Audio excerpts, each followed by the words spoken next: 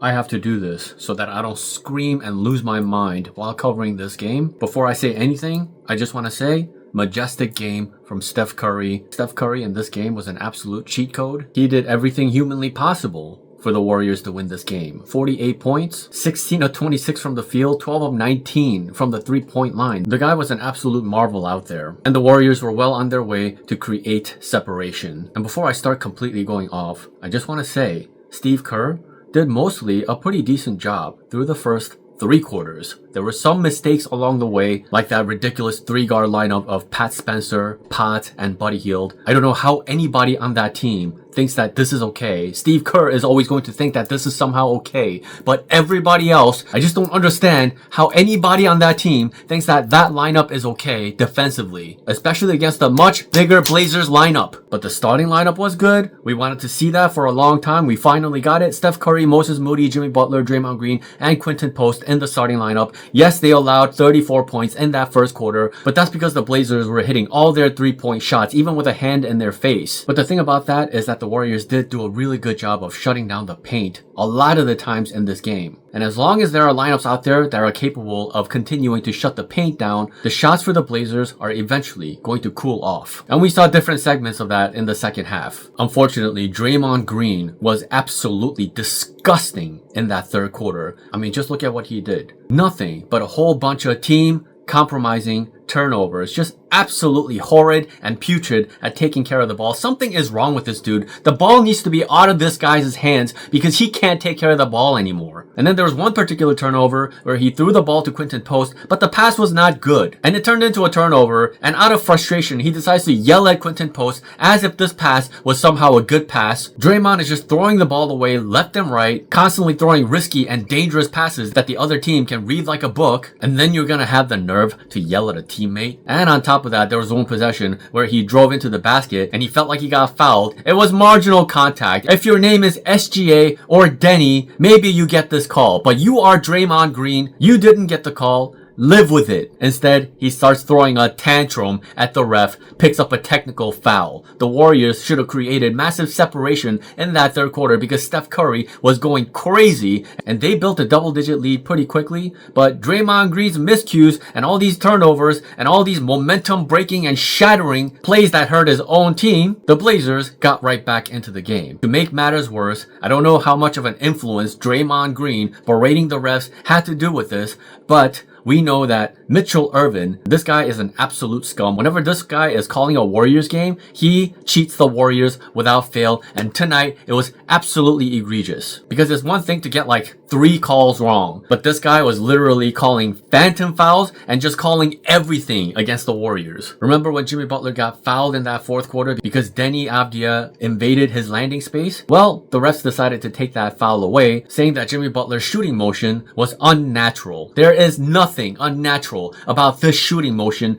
That is a natural shooting motion. No ref in their right mind would call this a foul on the shot, so they turned it into a no call. And there was another play late in that fourth quarter where Potts sets a screen and the defender runs into him and runs him over, and the ref instantly calls an offensive foul on Potts. And there was another play late in that fourth quarter where Jeremy Grant was able to take a shot off the glass and hit it, and that ended up tying the game. But the ref also decides to call a phantom foul and giving him a free throw to give the Blazers a 1-point lead. And in that third quarter, there were all kinds of just ridiculous nonsense, phantom, out of nowhere, where's the foul calls? Like, look at this play here. Just take a look at TJD and tell me if you see a foul on this play. You don't see a foul on the play because there was no foul. But Mitchell, the clown cheating bastard, calls the phantom foul on the other side of the floor. I mean, there's clearly no foul here. Why is Steve Kerr not challenging this? This foul put the Warriors over the limit and Robert Williams ended up getting 2 free throws out of it. This is straight blatant cheating. Yeah, there were so many just ridiculous calls in this game. This was literally, once again, 5 on 9. 5 on 9. 3 refs and Steve Kerr. And we'll get to Steve Kerr in a minute. But check out this play also. Jimmy Butler is trying to get position to get the ball and TJD throws him the ball. And then the ref decides to call a foul on Jimmy Butler. An offensive foul on this play. Tell me, guys, do you see an offensive foul here? And when Mitchell Irvin is involved in a Warriors game, you can always expect some kind of cheating to go on. But then you have Draymond Green on top of that, yelling and berating the refs, empowering them to do even more. And I just gotta ask, why does Draymond Green get all the rope in the world? He does all these horrible things. 8 turnovers in this game. How come if Guy Santos has 1 turnover, he's yanked out of the game for good, but Draymond can have 8 turnovers and do absolutely awful things on the floor and still get to play for this team? Steve Kerr's cowardly favoritism is absolutely disgusting. And now it's time to get to Steve Kerr, the charlatan, the fraud, the POS, the spy, the espionage, the demon from hell, who closed this game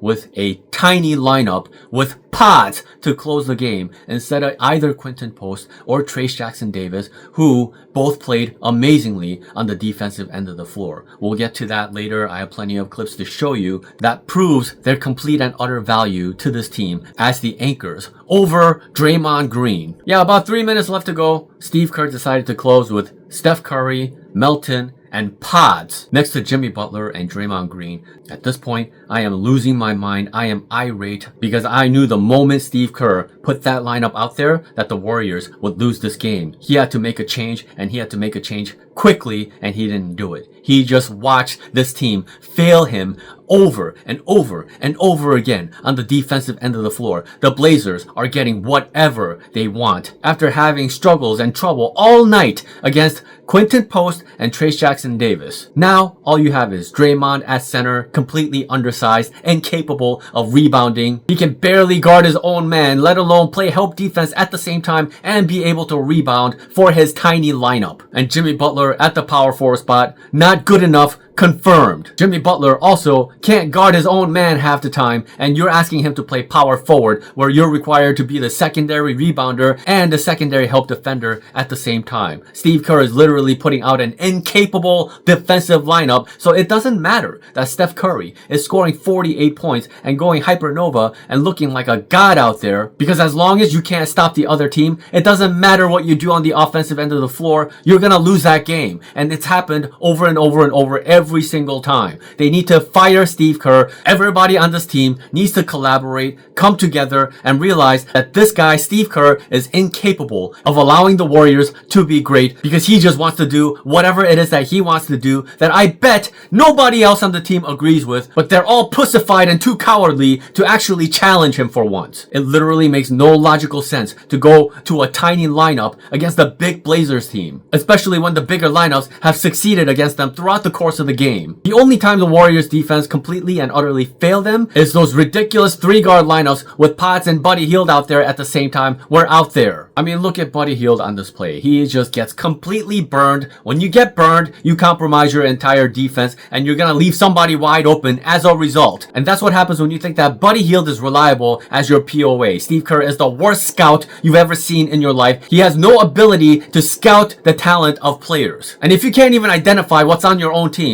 how does that qualify him to coach this team? How many more times is Steph Curry going to watch this imbecile fail him before finally saying, okay, this is not working anymore? Yes, this is also completely and utterly on Steph Curry for continuously defending Steve Kerr instead of, at the very least, challenging him to be better. Either as the floor general and the leader of this team, challenge Steve Kerr to do something completely different, or stop publicly defending Kerr so that the front office can do their jobs. Because I promise you, I guarantee you, if Terry Stotts had this roster instead of Steve Kerr, the Warriors would be one of the best teams in the entire league. Because Terry Stotts is 100 times the coach that Steve Kerr is. Steve Kerr is not a coach. He is a fraud at best and a corrupt criminal at worst. I've been avoiding it this whole time, saying to fire Steve Kerr because I know the front office is not gonna do it. Steph Curry is not gonna do it. Whatever. It doesn't matter. The Warriors are 13-14 on the season, and about 12 of the 14 losses have been lost because of Steve Kerr. And Steve Kerr alone. This one single individual is sabotaging Steph Curry, Draymond Green,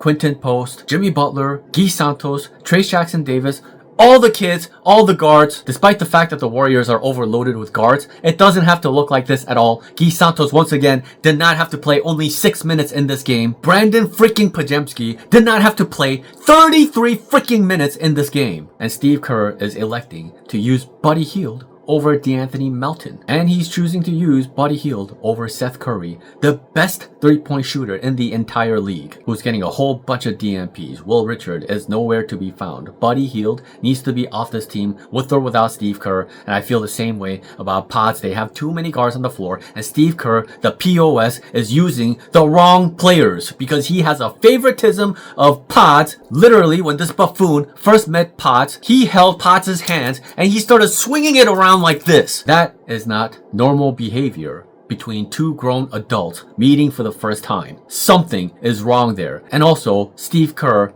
recruited Buddy Hield. It wasn't the front office that went and tried to get Buddy Hield. It was Steve Kerr. So like I said, the worst scout on the entire planet is Steve Kerr. The worst general manager you've ever seen in your life when he was with the Suns is Steve Kerr. And the worst coach you have ever seen in your life is Steve Kerr. The last 3 championships they won, that is Mike Brown. Literally in Mike Brown's first season, Steve Kerr could not coach in the playoffs and Mike Brown had to take over. That was KD's first year, and the Warriors went 12-0 with Steve Kerr out of the equation. They went undefeated in the playoffs before Steve Kerr finally came back. Oh, I'm sorry, did I say 12-0? They went 13-0. Steve Kerr came back in game 2 of the finals. He did not need to come back. The Warriors would have swept that playoffs if he didn't come back. But actually, they ended up losing a game as soon as he did come back. That is literally proof that they did not need Steve Kerr for that year for them to win the title. And if they can sweep the playoffs with Steve Kerr out of the equation, what makes you think that they wouldn't be able to continue to win the following year without Steve Kerr? A stray dog could have coached that season and still won a ring with KD and Steph Curry playing together with prime Clay, Iguodala, and Draymond Green on your team. Steve Kerr is a fraud, criminal, POS. He does not deserve Steph Curry. He does not deserve to coach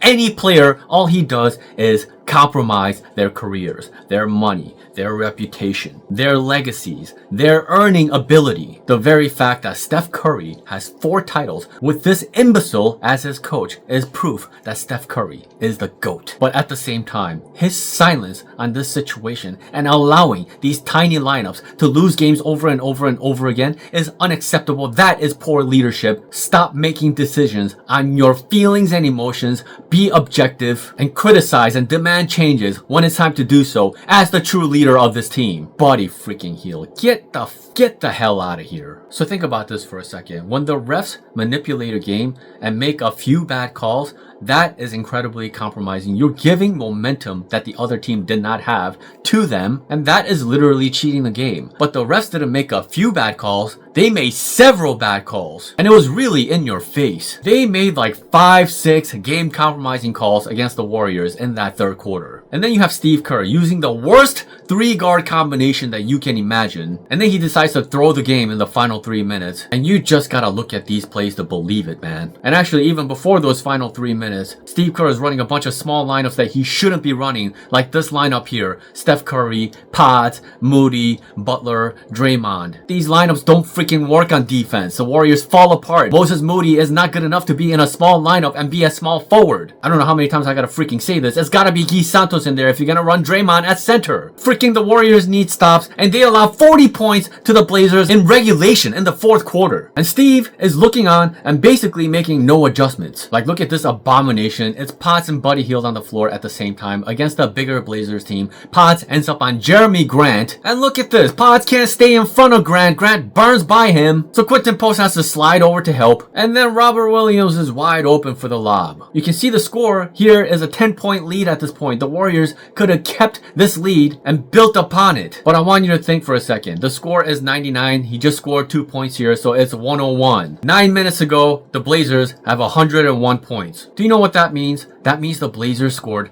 35 more points from this point on. Yeah, so the Blazers are trimming this lead because freaking Pods and Buddy Hield are out there at the same time after Buddy Hield got completely burned by Sharp and allowing the Blazers to get this wide open look in the corner. On the following play, the Warriors need to get a bucket, get the momentum back. It's Buddy Hield who ends up in the corner He pump fakes in the corner and then takes a sidestep 3-point shot that misses, and then he just disappears out of the screen, and the Blazers are off to the races again. They have the numbers, and then they end up getting another 3-point shot out of it, and in the blink of an eye, the Blazers come right back, erase that 10-point lead like it was nothing. And that's what happens when you have joke defensive lineups in the fourth quarter. So with about 2.5 minutes left in the fourth quarter, the Warriors have a 5-point lead, but they're playing this tiny lineup and their defense is completely vulnerable. There were just so many instances in that fourth quarter where Draymond at the center spot, it just isn't good enough, and everybody else around him is small across the board. There's just not enough help anywhere on defense. I mean, these lineups are literally designed to fail the Warriors. Like, look at here, Steph Curry is on Jeremy Grant, so Draymond has to slide over to help, and then Butler now has to guard Robert Williams. But then Moody's man cuts down and just kind of cuts Butler off, and then suddenly there's this random switch, and Moody is just completely lost on this play. This should have obviously never been a switch. A guy like Quinton Post does a much better job of gapping between the help for Jeremy Grant and Robert Williams, and Draymond is not able to do that because he's a small 6'6", 35 years old, doesn't have the athleticism to do certain things anymore. So look, Jeremy Grant throws a lob and it's a comically easy finish for Robert Williams at the rim. The Warriors are clinging to a 1-point lead. This can't happen! And look at this, man. Melton is guarding Deni Avdija. Melton is a great defender, but he's 6'2".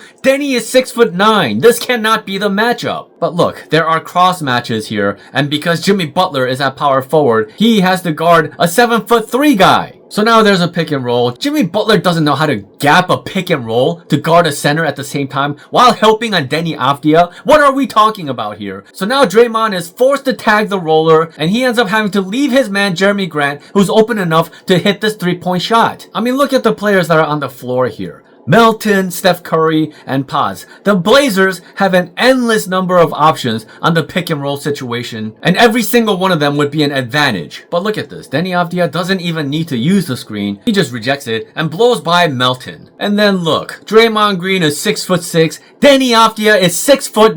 Draymond cannot handle Deni at the rim, and he ends up giving him an and one. And that's how the Warriors end up giving a 1-point lead to the Blazers. Meanwhile, I want you to take a look at what happened to Deni when Trayce Jackson-Davis was at the center spot throughout the course of this game. This play happened in the second quarter. Deni Avdija takes advantage of the mismatch on the switch and basically just discards Melton out of the way. And Deni thinks he has something at the rim, but Trayce Jackson-Davis is a leaper and he sends the shot out of there. Did you just see the difference between Draymond at center and TJD at the center spot? And notice how in that lineup, Guy Santos was at power forward so that Jimmy Butler can be at small forward. So like I said earlier in the video, Steve was doing some good things throughout the course of this game, but then in the fourth quarter, he just gave all of it up and went to all of his tiny lineups and all the horrible combinations imaginable, and the Blazers are just living inside that paint. And look at this. Steph Curry gives the Warriors back the lead. They have a 2-point lead here, and Deni Avdija once again just blows by Melton. And then both Draymond and Jimmy Butler are trying to stop Deni Avdija. And these two are not good enough of a combination at power forward and center to close the game with. As you can see here, once again, losing Jeremy Grant. And look at this defense by Jimmy Butler. Or no defense by Jimmy Butler. What is this? You're relying on this to stop the other team in the paint area? Jeremy Grant easily is able to get this shot over him because Jimmy Butler is not even jumping here. And Grant gets the bucket.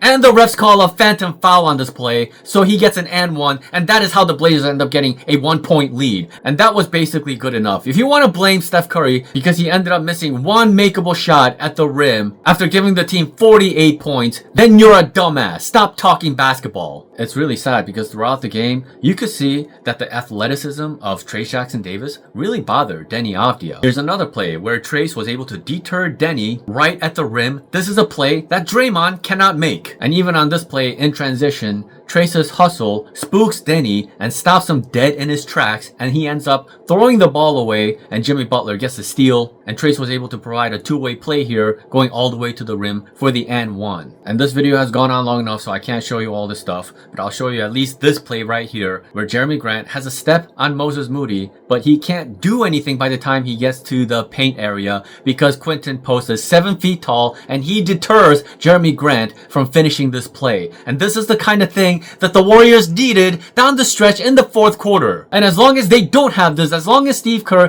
continues to run these senseless tiny lineups that can't protect the paint, the Warriors will continue to lose every clutch game that they're involved in. So either get Steve Kerr the F out of here, or Steph Curry and the team has to force a change and make him play an actual center to close games and go with bigger lineups and cut it out with his stupid love affair with pods in order for the Warriors to turn their season around. What an absolute shame that Steph Curry made history tonight. He surpassed Michael Jordan in most number of 40-point games after turning the age of 30. Steph Curry is the greatest scorer in NBA history after turning the age of 30. But can we celebrate that? Nope. Nothing is to be celebrated statistically when it comes at a loss. Absolutely vile and disgusting. Steve Kerr is a piece of shit.